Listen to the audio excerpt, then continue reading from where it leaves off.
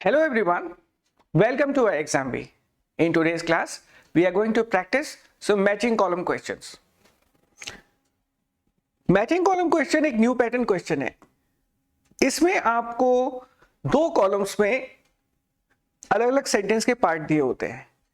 तो first column में आपको सेंटेंस के तीन अलग अलग सेंटेंसेस के पार्ट दिए होते हैं और दूसरे कॉलम में भी तीन सेंटेंसेस के पार्ट मिलते हैं जिनको आप फ्रेजेस बोल सकते हैं और आपको इनको मैच करके मीनिंगफुल सेंटेंस बनाना होता है. Make sure that you know the sentence you make is grammatically and contextually complete. तो ग्रामर के हिसाब से एक तो ग्रामेटिकली करेक्ट होना चाहिए और उसके कॉन्टेक्स्ट के हिसाब से भी, जिस बारे में बात चली उसके हिसाब से भी वो मैच करना चाहिए. और उसके हिसाब से आपको जो है कॉम्बिनेशन दिए होते हैं इन पेयर्स ऑफ फ्रेजेस के, जिसके हिसाब से आपको ऑप्शन करेक्ट ऑप्शन चूज करना होता है. बट ऐसा भी होता है कि कई बार इनमें से कोई भी ऑप्शन नहीं लगता, तो आपको नन ऑफ दीज आप चूज कर सकते हो अगर आपको लगता है कि उनमें से कोई भी meaningful sentence, grammatically correct sentence नहीं बन सकता. तो let's start with the first sentence. तो इन क्वेश्चंस को करने के लिए आप जो है ऑप्शंस का हेल्प लेते हैं और आपको घबराना नहीं है क्योंकि एक नया टाइप का क्वेश्चन है. लेकिन आजकल जो पेपर का ट्रेंड है उसमें ग्रामर, वोकैबुलरी और आपका जो रीजनिंग स्किल है वो डायरेक्टली ग्रामर के अलावा इस तरह के जो क्वेश्चन है, चाहे वो क्लोज टेस्ट है, पैरा क्लोज टेस्ट है या सेंटेंस रीअरेंजमेंट का टेस्ट है, और इस तरह के जो सेंटेंस है मैचिंग कॉलम, इन क्वेश्चंस इनके भी तरह तरह के पैटर्न आते हैं. इनके द्वारा आपका basically your knowledge of grammar and your knowledge of reading skills, these are put to test. तो आपका वोकैबुलरी भी कहीं ना कहीं इसके द्वारा इनडायरेक्टली टेस्ट हो जाता है. अब पहले सेंटेंस को पढ़ते हैं. ऋषि Sunak was the chancellor in Boris Johnson's government and face off with Liz Truss in the contest for the post of PM and lost. ठीक है, तो अब यहां लिखा है ऋषि सुनाक. आप देखिए इसके बाद जो है इनके बारे में information the, who was the chancellor in Boris Johnson government. ठीक है, इसका मतलब क्या है कि बेसिकली यहां पे सब्जेक्ट ऋषि सुनाक. अब इनके बारे में कोई आगे अगर होगा, अगर ये है सब्जेक्ट, ऋषि सुनाक है सब्जेक्ट, तो इसके बाद आपको वर्ब चाहिए. इसमें है नहीं वर्ब, ठीक है, इस पे भी कोई वर्ब नजर नहीं आ रहा है, लेकिन ये एक वर्ब मिल गया, हैज बीन anointed. anoint का मतलब होता है अपॉइंट करना बाय द टोरीज. टोरीज वहां की ब्रिटिश पार्टी है. As the new candidate for, तो ए और ई बन गया. तो इन क्वेश्चंस में आपको टाइम बचाते हुए फटाफट आपको एलिमिनेट करना है. ए और ई आपको दिख रहा है कहीं पे, तो हम कोशिश करते हैं अगर हमें एक भी पूरा का पूरा सही मिलता है तो वो सही होगा, बाकी फिर अपने आप ही हट जाएंगे. तो चलिए हम यहां पे नैरो डाउन करते हैं. ए और ई मे बी वी कैन, ये हमने सिलेक्ट किया है. अब ए और ई के साथ सी एन एफ है और बी एन डी है. चलो ट्राई करके देखते हैं क्या सी एन एफ चलेगा. क्या एंड से सेंटेंस शुरू हो सकता है? हाँ हो सकता है, आप एंड से भी सेंटेंस शुरू कर सकते हो. इसके पहले कोई बात कही गई है उसको आप आगे बढ़ा रहे हो. एंड हिज एसेंशन, एसेंशन का मतलब होता है rise, rise to position to the top post in Britain will be a sweet Diwali gift for India. अब बात यहां पे खत्म होती है, sweet Diwali gift for India. अब यहां पे तीन ऑप्शन है. As prime minister of the India, तो प्राइम मिनिस्टर हो नहीं सकता, तो ये तो सही नहीं बैठता है ना. ये हम चूज करके has been, India has been anointed by the tourist, तो भारत को तो कोई जो है क्या पोजीशन मिलेगी. ये सेंटेंस लॉजिकली सही नहीं है. By the tourist as the new candidate, और इंडिया को कैंडिडेट भी नहीं हो सकता. लेकिन यहां देखिए gift for India which was a British subject. Subject का मतलब रूल्ड बाय और स्लेव. ठीक है, तो India was ruled by the British. आप जानते हो कि यहां पे भारत में अंग्रेजों ने राज किया था. तो ये जो विच है ये रेफर करता है इंडिया को. ठीक है, सी और एफ सही है. तो इस प्रकार सी एन एफ हम ए और ई पहले देख, ये है क्योंकि ये हमें मिल गया है तो बाकी सही होंगे नहीं. तो इसका आंसर आप देख सकते हैं, ये जो सेंटेंस बने हैं यहां पे कलर में दिए हुए A E and C N F. ठीक है, अब चलते सेकंड क्वेश्चन. इन क्वेश्चन के द्वारा आपको बहुत ज्यादा ग्रामर का नॉलेज नहीं चाहिए, बहुत ज्यादा आपको कोई स्ट्रॉन्ग वोकैबुलरी नहीं चाहिए, लेकिन आप लॉजिकली अगर आप सोचेंगे और अगर आप पढ़ते हो न्यूज़पेपर एडिटोरियल तो आप बहुत आसानी से यू कैन स्कोर मार्क्स। और ध्यान रखना है कि आपको जो ऑप्शंस को यूज करना है और फटाफट एलिमिनेट करके आंसर निकालना है, तो you can save your time. अगर आप आरसी से कंपेयर करो तो आरसी को पढ़ने में और क्वेश्चंस को जो है क्रैक करने में काफी टाइम लगता है, लेकिन इन क्वेश्चंस को करने में आप फटाफट you can earn marks. Okay, grazing animals, second question, grazing animals can have a significant impact. अब एनिमल्स बोला तो दोबारा एनिमल्स तो आएगा नहीं अगले सेंटेंस में। आप पहले तो तीनों सेंटेंस को पढ़ के कोई भी कहीं से भी शुरू करके पेयर बनाने की कोशिश करो, ठीक है।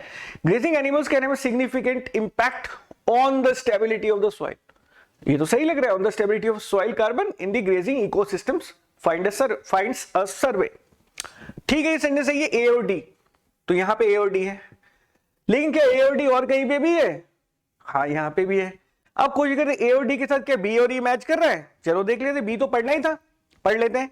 Researchers from Indian Institute of Science Bengaluru observed that experimentally B के साथ ई था, experimentally removing grazing animals from the ecosystem resulted in higher fluctuations in soil carbon from one year to the next।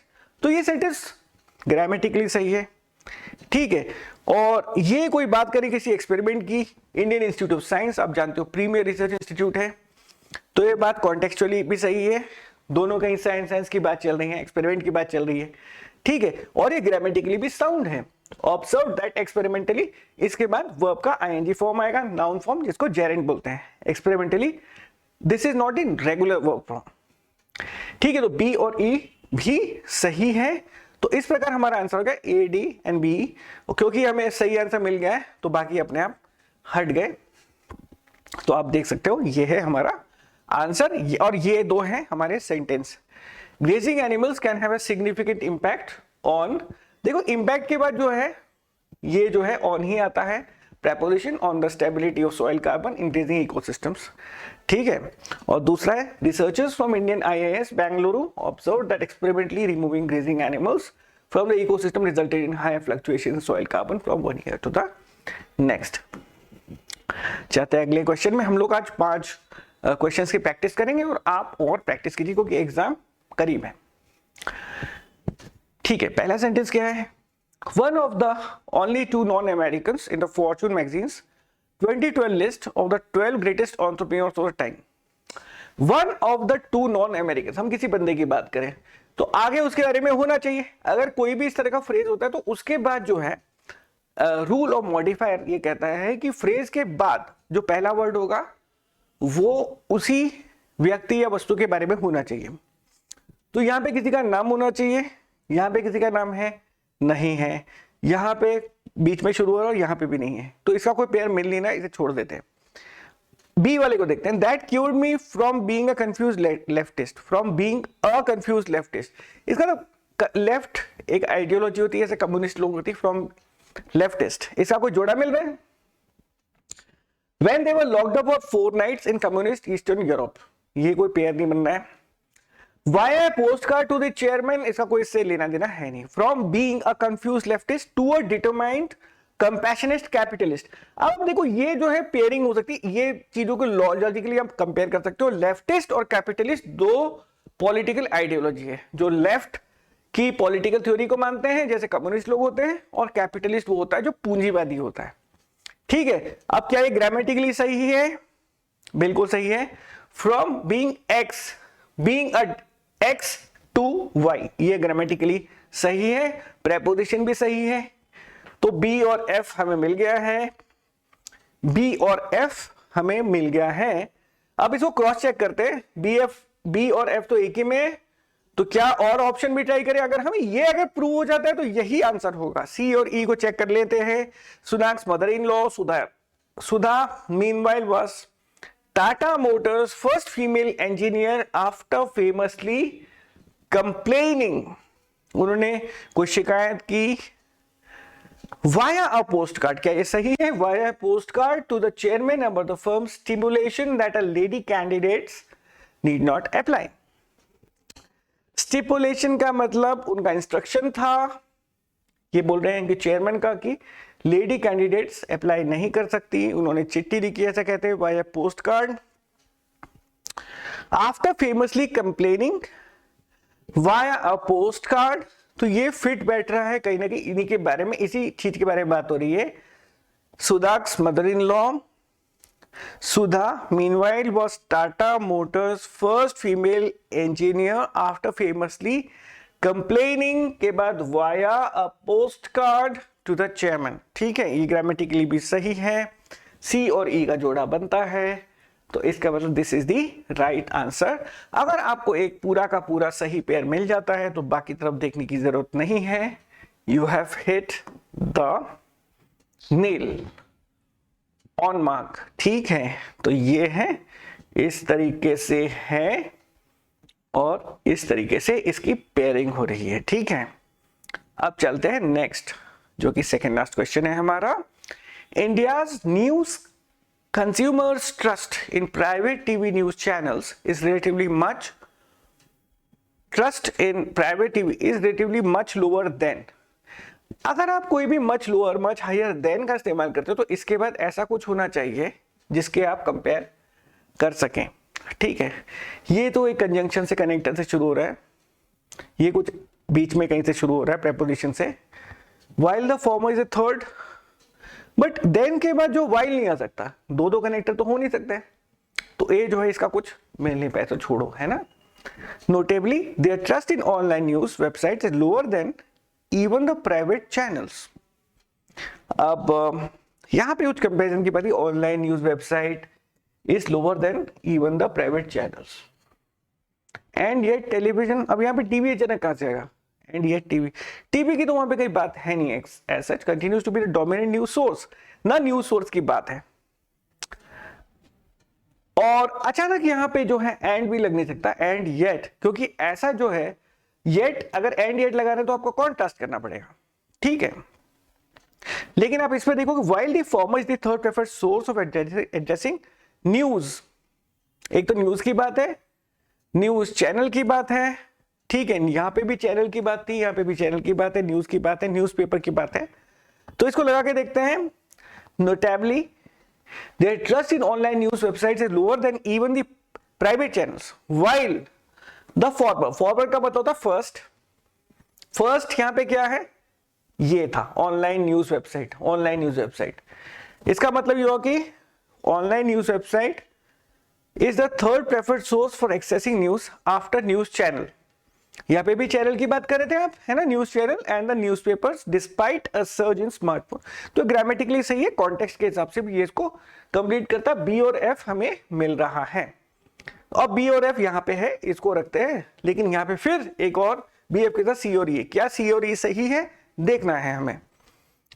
The conclusions are based on a survey done in 2022 by the Lok Niti program of Center for the Study of, अब ये सर्वे इन्होंने किया है, the conclusions are based on a survey done in 2022 by, इस ये कोई संस्था का नाम है, Lokniti programme for centre for study of development studies. ठीक है, सी, उसके बाद इसको तो हम यूज कर लिए थे, इन पार्टनरशिप विद कॉर्नेट। ठीक है, ऐसा हो सकता है कि ये एक संस्था है, ये एक दूसरी संस्था है, इन पार्ट, तो इन्होंने इनके साथ जो है पार्टनरशिप किया, सी और ई, ये भी सही है। ठीक है, तो इस प्रकार ये हमारा आंसर, ये आप देखो कितने कम टाइम में आप आंसर निकाल पा रहे हो, है ना। तो इस प्रकार ये जो है नोटेबली ये इसके साथ पेयर होगा और ये इसके साथ, और आंसर बनेगा ये जो है CE and B F. Last question हम करेंगे, देखिए हम कितनी जल्दी, अगर आप इनको गौर से पढ़ते हैं, लॉजिकली पढ़ते हैं, और आपको लॉजिकली पेयर करना है ग्रामेटिकल पॉइंट्स का ध्यान रखते हुए। The recent order of India's competition regulator against Google for abusing its dominant position in the Android mobile device ecosystem. Recent order of India's, दोबारा पढ़ लीजिए, India's competition regulator against Google for abusing its dominant position in the Android mobile device ecosystem. बात यहाँ पे subject grammar के हिसाब से recent order है, अगर ये सब्जेक्ट है तो उसके बाद वर्ब आना चाहिए, यहाँ पे कोई वर्ब नहीं है, यहाँ पे कोई वर्ब नहीं है, और यहाँ पे भी कोई वर्ब नहीं है, ये प्रेपोजिशन से शुरू होते दिख रहे हैं, तो इसका कोई जोड़ा नहीं बन पा रहा है। On Thursday the competition commission of India imposed A penalty of about 1337 crore. अब कॉम्पिटिशन कहां हुआ, किसके ऊपर हुआ, क्या हुआ, ये हम देखना है। ऑन गूगल, ठीक है, अबाउट इतना ये जो है कंपटीशन कमीशन किसी कंपनी के ऊपर लगाएगा ऑन गूगल, ठीक है।